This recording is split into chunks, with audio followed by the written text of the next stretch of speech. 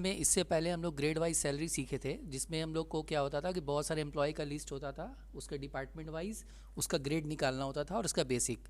But अगर कभी हम लोग को सिंगल वाइज इस तरह से अगर एक फॉर्मेट हम लोग को मिले जहाँ पे हम लोग को कंपनी का नेम रहेगा और उसका एड्रेस और मोबाइल नंबर वगैरह जो सारा डिटेल्स है, और अब हम लोग को यहाँ पे एम्प्लॉय का आईडी और उसका एम्प्लॉय नेम और उसका डिपार्टमेंट, ग्रेड और उसका सारा इन्फॉर्मेशन, एक तरफ हो गया अर्निंग और एक तरफ हो गया डिडक्शन। फाइनली सारा कुछ होने के बाद उसको कितना मिल रहा है वो सारा चीज़ हम लोग को यहाँ पे पूरा डिटेल्स सेट करना है। तो ये सारा फॉर्मेट हम लोग किस तरह से हम लोग रेडी करेंगे, इसके लिए हम लोग सबसे पहले स्टार्ट कर लेते हैं माइक्रोसॉफ्ट एक्सेल को।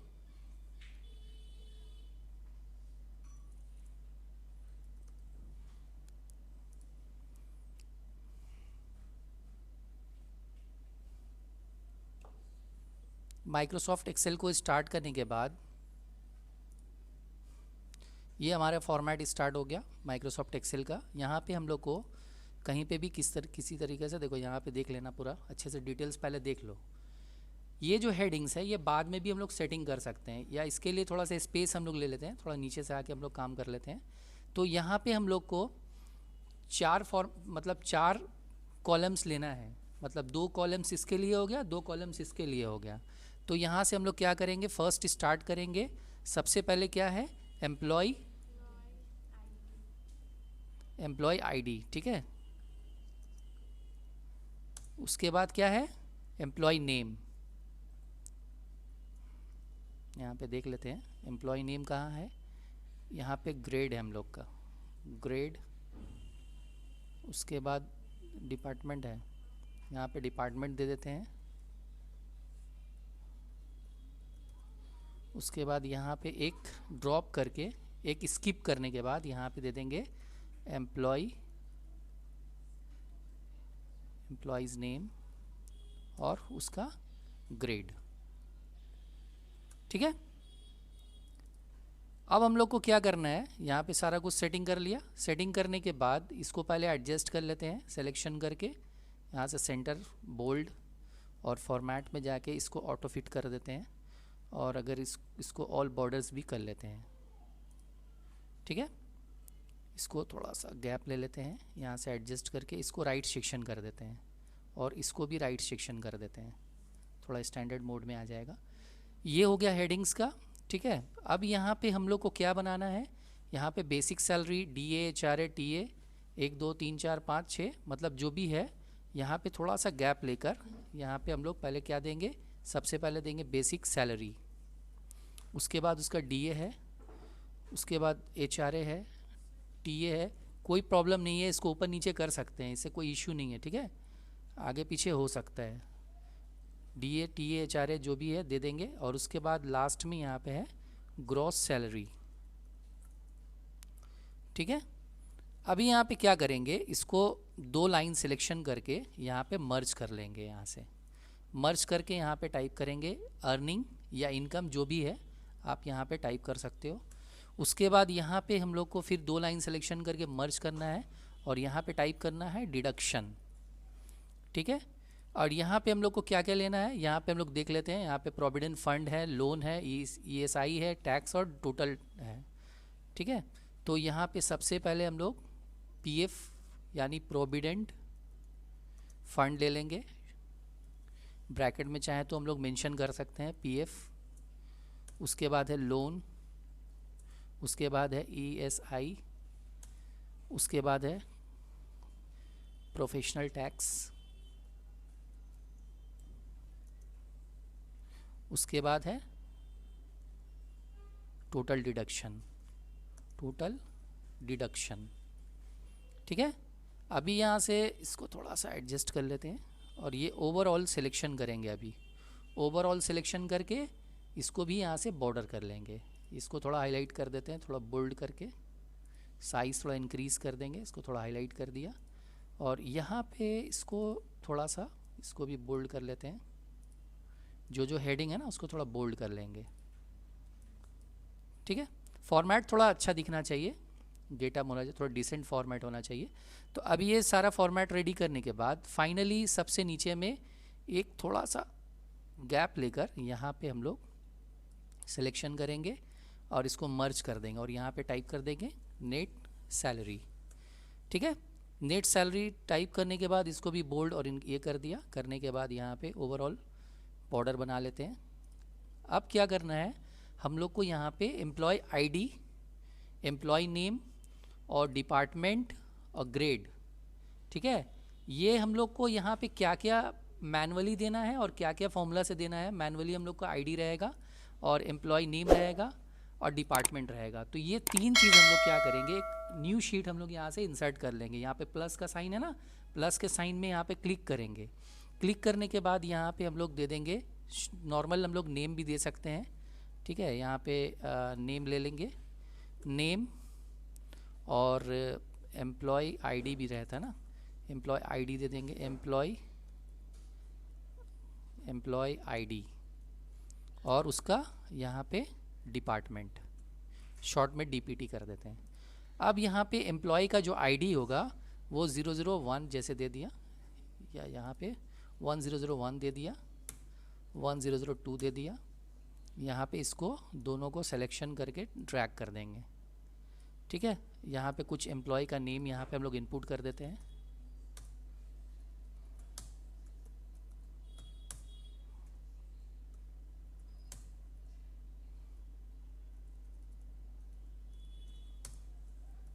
कुछ नेम दे दिया और उसका यहाँ पे कुछ डिपार्टमेंट सेट कर दिया, computer, accounts, finance, store, marketing, computer.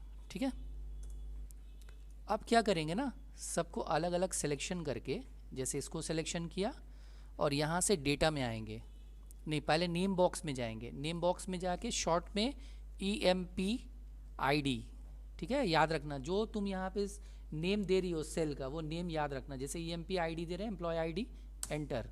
उसके बाद इसको सिलेक्शन किया, इसका दे दिया नेम, फिर इसको सिलेक्शन किया, इसका दे दिया DPT। ठीक है, हो गया। वापस हम लोग शीट 1 में आ जाते हैं। शीट 1 में आने के बाद यहाँ पे एम्प्लॉय आईडी के पर होल्ड करेंगे कर्सर को। कर्सर होल्ड करने के बाद हम लोग यहाँ से डेटा में जाएंगे, डेटा में जाके डेटा वैलिडेशन में जाएंगे, यहाँ से लेंगे लिस्ट और लिस्ट लेने के बाद यहाँ पे इक्वल्स टू EMPID दे देंगे और ओके कर देंगे। इससे क्या होगा, हमारा ड्रॉप डाउन लिस्ट बन गया। ठीक है, उसके बाद अभी यहाँ पे हम लोग क्या करेंगे, कंडीशन क्या लगाएंगे, कंडीशन लगाएंगे।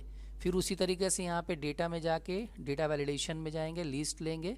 लिस्ट लेने के बाद एम्प्लॉय नेम में हम लोग को क्या लेना है, इक्वल्स टू नेम, एंटर। इससे भी क्या होगा, यहाँ पे ड्रॉप डाउन लिस्ट बन गया। ठीक है, उसके बाद फिर यहाँ पे हम लोग क्या करेंगे, यहाँ पे हम लोग देंगे नेक्स्ट डिपार्टमेंट। तो डिपार्टमेंट जो है उसके लिए भी उसी तरीके से यहाँ से डेटा वैलिडेशन में जाएंगे, डेटा वैलिडेशन में जाकर लिस्ट लेंगे और यहाँ पे इक्वल्स टू DPT कर देंगे, डिपार्टमेंट हो गया। तो ये तीन चीज़ मैनुअली जो हम लोग को लेना था, इसका हम लोग एक ड्रॉप डाउन लिस्ट बना लिए, इससे दिक्कत नहीं होगा। अब हम लोग को यहाँ पे फॉर्मूला निकालना है। तो फॉर्मूला क्या निकालना है, ग्रेड का फॉर्मूला निकालना है। तो ग्रेड का फॉर्मूला क्या होगा, equals to if bracket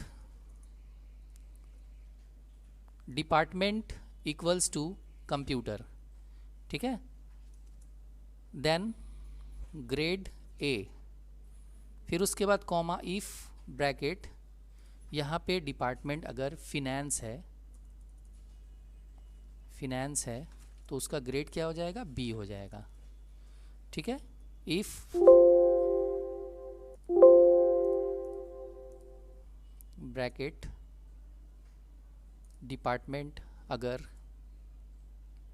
accounts है तो उसका क्या हो जाएगा, C हो जाएगा, और अदरवाइज D। सपोज ये शॉर्ट में हम लोग 4 दिया और उसके बाद अदरवाइज में D लगा दिया और यहाँ पे 3 बार ब्रैकेट ओपन हुआ है, 3 बार ब्रैकेट क्लोज करके एंटर कर देंगे, हो गया। अब यहाँ पे क्या करना है, अब हम लोग को इसके बिहाफ में यहाँ पे ग्रेड बेसिक्स निकालना है। ठीक है, तो बेसिक्स निकालने के लिए यहाँ पे इक्वल्स टू इफ ब्रैकेट, अगर इस सेल में हम लोग का ग्रेड A होगा तो हम लोग उसकी सैलरी रखेंगे सपोज 50,000। इफ ब्रैकेट अगर इस सेल में हम लोग का बी होगा तो यहाँ हम लोग उसकी सैलरी रखेंगे सपोज 40,000। अगर इस सेल में हम लोग का सी होगा तो हम लोग उसकी सैलरी रखेंगे 25,000, ठीक है, और अदरवाइज 15,000। मतलब इन तीन के अलावा कुछ अलग होगा तो 15,000।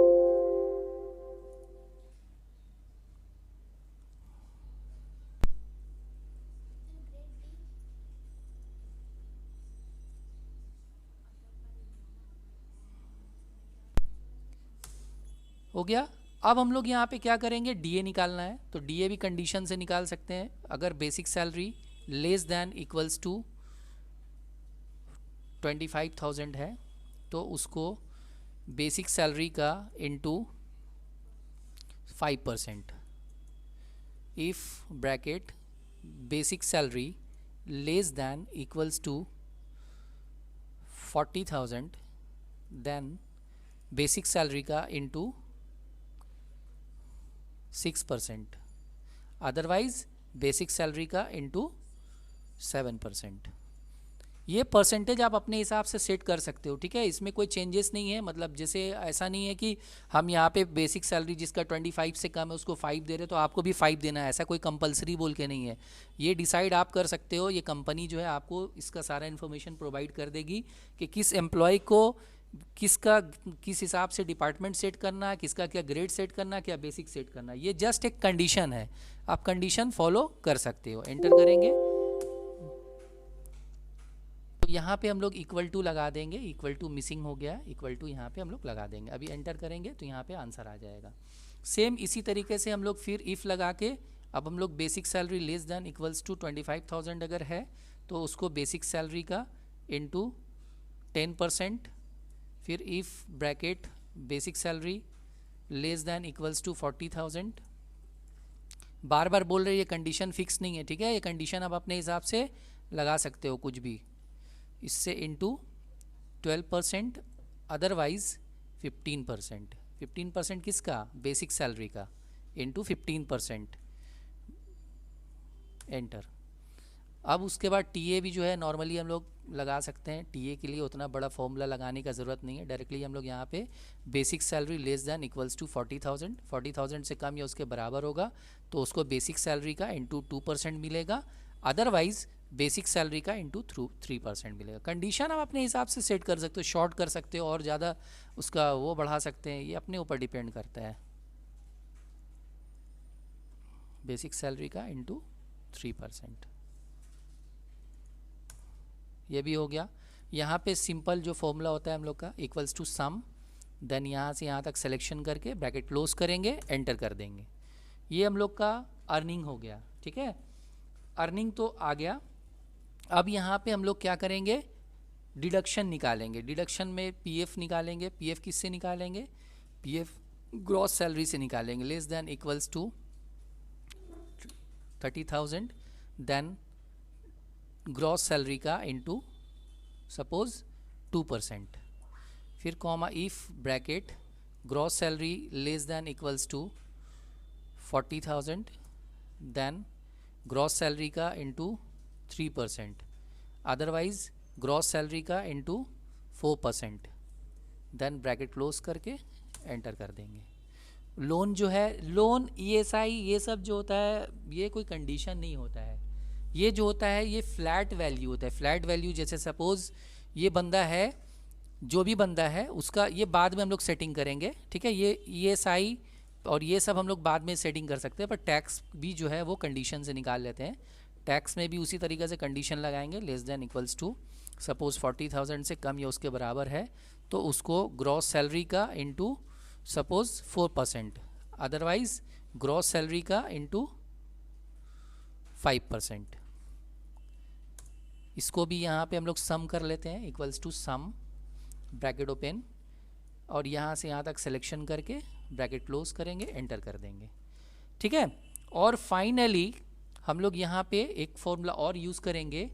यहाँ से हम लोग ग्रॉस सैलरी से माइनस कर देंगे टोटल डिडक्शन को, ठीक है, यानी टोटल अर्निंग को माइनस कर देंगे।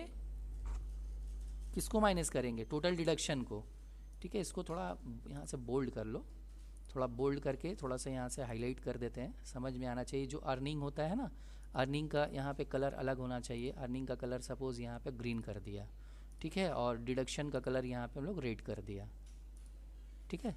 और इसको थोड़ा सा फॉन्ट कलर भी यहाँ से चेंज कर लो, फॉन्ट कलर इसका वाइट कर दो, ठीक है, फॉन्ट कलर वाइट कर दिया। और यहाँ पे भी इसको यहाँ से जो अर्निंग है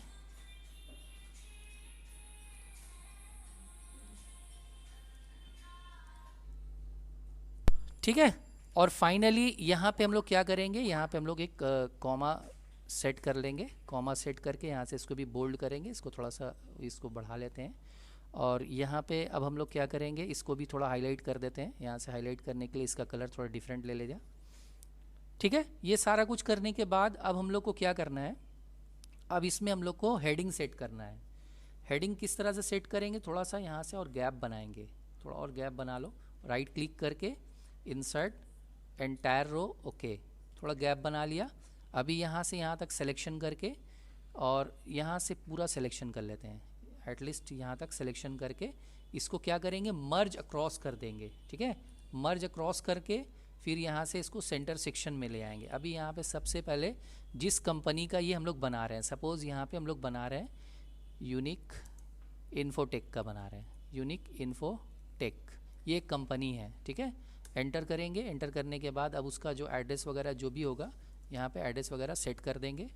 फिर उसके बाद यहाँ पे उसका मोबाइल नंबर वगैरह जो भी है वो सेट कर देंगे। इसको यहाँ से थोड़ा बोल्ड करते हैं, हाईलाइट कर देते हैं। और यहाँ से एक बॉर्डर बना लेंगे, बॉर्डर मतलब इस तरह का एक बॉक्स ले लेंगे, ठीक है। अच्छा, अब क्या करना है, इतना कुछ हो गया। अभी यहाँ से हम लोग ओवरऑल पूरा सिलेक्शन करेंगे। ओवरऑल सिलेक्शन करने के बाद यहाँ से एक बॉक्स बना लेंगे, बड़ा बॉक्स। ये सारा कुछ सेटिंग हो गया। इसको चाहे तो हम लोग प्रीव्यू में चेक कर सकते हैं, फाइल में जाके यहाँ से प्रिंट में जाएंगे। प्रिंट में जाने के बाद जब हम लोग चेक करेंगे ना तो प्रीव्यू में ये दिखा रहा है। अगर तुमको थोड़ा सा फॉर्मेट को थोड़ा सा और थोड़ा विद बढ़ाना है तो यहाँ से बढ़ा लो, ताकि थोड़ा सा वो अच्छा लगे देखने में। यहाँ से विद बढ़ा सकते हैं हम लोग, थोड़ा यहाँ से विद बढ़ा लिया, थोड़ा यहाँ विद बढ़ा लिया, ठीक है। अब यहाँ पे हम लोग सेटिंग करेंगे। जैसे सपोज़ एम्प्लॉय आईडी 1001 है, उसका नेम यहाँ से ले लिया। नेम लेने के बाद यहाँ पे उसका डिपार्टमेंट ले लिया, सपोज़ वो कंप्यूटर डिपार्टमेंट में है। जैसे ही हमने यहाँ पे कंप्यूटर दिया, ऑटोमेटिकली उसका सारा कुछ आ गया। अब यहाँ पे हम लोग सपोज़ वो कंपनी से उसका लोन जो है, उसका जो आउटस्टैंडिंग है, उसने 10,000 उसने एडवांस लिया है, ठीक है। और 10,000 एडवांस लिया है और उसका ESI जो है वो सपोज़ 500 कटता है, डिडक्ट होता है। ये देखो ऑटोमेटिकली सारा कुछ आ गया। मतलब यहाँ पे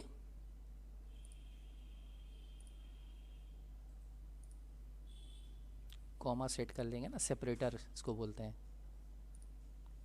यानी ये अर्निंग था उसका और इसमें से ये डिडक्शन हो गया। फाइनली उसको कितना मिला वो यहाँ पे निकल के आ गया। अभी क्या हुआ, ये बंदे का हम लोग इसको क्या करेंगे, यहाँ से प्रिंट पे जाएंगे, उसको प्रिंट करके उसका प्रिंट आउट निकाल दिया, ठीक है। उसको प्रिंट आउट निकाल सकते हैं। अच्छा, और एक फॉर्मेट पे हम लोग को यहाँ पे दिख रहा था एम्प्लॉय साइन और मैनेजर साइन, तो वो हम लोग यहाँ पे बना सकते हैं। कैसे बनाएंगे, सिंपल है। यहाँ से यहाँ तक, यहाँ पे नॉर्मली हम लोग बॉटम बॉर्डर लगा देंगे। यहाँ से बॉटम बॉर्डर लगा देते हैं, बॉटम बॉर्डर लगा देंगे और यहाँ पे बॉटम बॉर्डर लगा देंगे। यहाँ पे टाइप कर देंगे एम्प्लॉय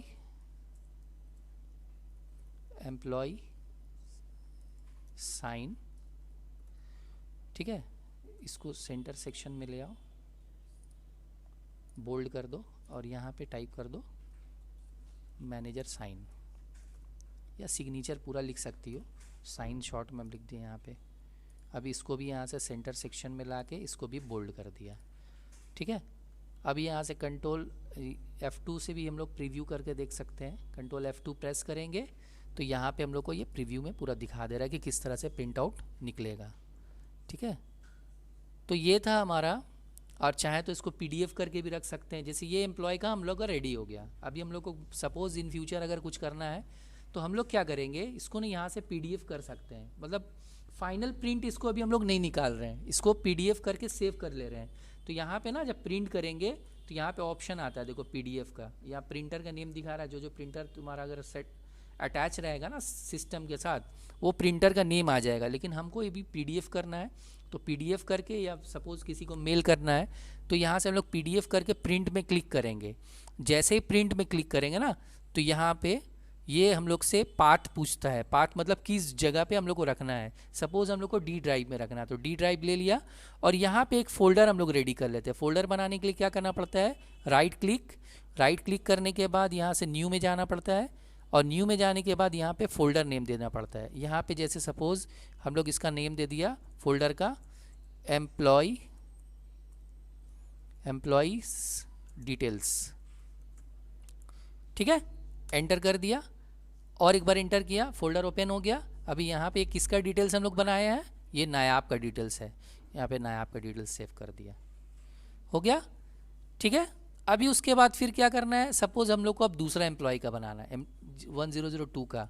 1002 में कौन है, सानिया है, ठीक है, सानिया है। सानिया जो है उसका डिपार्टमेंट यहाँ पे हम लोग सेट कर दिया, सानिया अकाउंट्स में है। अब उसका अकाउंट्स के बिहाफ में ही सारा चीज़ आ गया यहाँ पे। सानिया ने सपोज़ लोन जो है वो 5000 लोन लिया है सानिया ने, ठीक है, और ईएसआई जो है सानिया का सपोज़ 300 है, तो ये सानिया के डिटेल्स सारा ओपन हो गया, ठीक है। अब सानिया का भी उसी तरह से फाइल में जाएंगे, प्रिंट में जाएंगे, और already PDF I think set किया हुआ है, बस प्रिंट में क्लिक करना है। प्रिंट में क्लिक करने के बाद यहाँ से देखो एम्प्लॉय डिटेल्स ओपन हो गया। अब ये किसका रिकॉर्ड है, सानिया का रिकॉर्ड है, सानिया नाम से सेव कर दिया। तो ये था हमारा सिंगल अगर हर एक एम्प्लॉय का अगर सैलरी शीट हम लोग को सेट करना होगा, तो इस तरह से हम लोग सिंगल हर एक एम्प्लॉय का सिंगल प्रिंट आउट कर सकते थे। इससे पहले जो क्लासेस में हमने सीखा था ग्रेड वाइज सैलरी शीट, जिसमें हम लोग क्या करते थे, ओवरऑल एक साथ निकालते थे। लेकिन अगर पर्टिकुलर सिंगल अलग अलग एम्प्लॉय को जब हम लोग सैलरी देंगे, तो उसके साथ उसको पे स्लिप भी देना पड़ता है कि उसका कौन से ग्रेड में है, उसका क्या डिपार्टमेंट है, और उसका सैलरी क्या है। तो ये सारा चीज़ हम लोग को ये डिटेल्स सीखने को मिला। तो ये था हमारा grade wise salary sheet particular employee wise, ठीक है। चाहे तो अब हम लोग एक काम और कर सकते हैं, ये सारा डिटेल्स को डिलीट कर देते हैं। ये सारा डिटेल्स को, सॉरी इसको डिलीट नहीं करना है, इसको डिलीट कर सकते हैं। डिलीट कर दिया, ठीक है, डिलीट कर दिया। यहाँ पे ये सब भी हम लोग डिलीट कर सकते हैं, तो फॉर्मूला है ये तो बाय डिफ़ॉल्ट आ गया, कोई दिक्कत नहीं है। लेकिन जो मेन फाइल होता है ना, उसको प्रिंट मत करना, उसको बाय डिफ़ॉल्ट यहाँ पे सेव करके रखना। सेव में क्लिक करके ब्राउज़ में जाएंगे, ब्राउज़ में जाने के बाद यहाँ पे जो ड्राइव में हम लोग सेव कर रहे हैं, कहाँ पे, डी ड्राइव में। डी ड्राइव में कौन सा फोल्डर था, एम्प्लॉय डिटेल्स बोल के, एम्प्लॉय डिटेल्स में आ जाते हैं।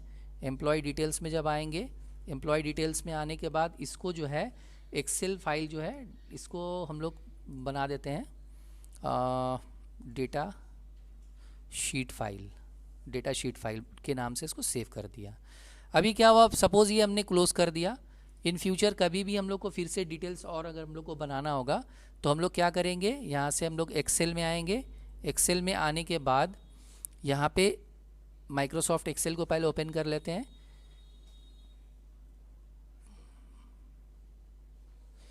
और माइक्रोसॉफ्ट एक्सेल को स्टार्ट करने के बाद हम लोग जिस नाम से भी फाइल को सेव किया था और जहाँ पे सेव किया था उसका लोकेशन हम लोग को मालूम होना चाहिए। तो हम लोग यहाँ से ब्राउज़ में आएंगे। ब्राउज़ में आने के बाद हम लोग का जो लोकेशन था वो डी ड्राइव था, डी ड्राइव में आ गए। डी ड्राइव में आने के बाद हम लोग का जो फोल्डर नेम था वो एम्प्लॉय डिटेल्स बोल के था यहाँ पे, तो एम्प्लॉय डिटेल्स में आ जाएंगे। डेट्स इट, देखो यहाँ पे मिल गया हम लोग का फाइल। अभी हम लोग चाहें तो फिर कुछ और एक्स्ट्रा रिकॉर्ड हम लोग इसमें ऐड कर सकते हैं। तो ये था हम लोग का employee grade wise salary sheet with separate employee wise. That's all, have a nice day.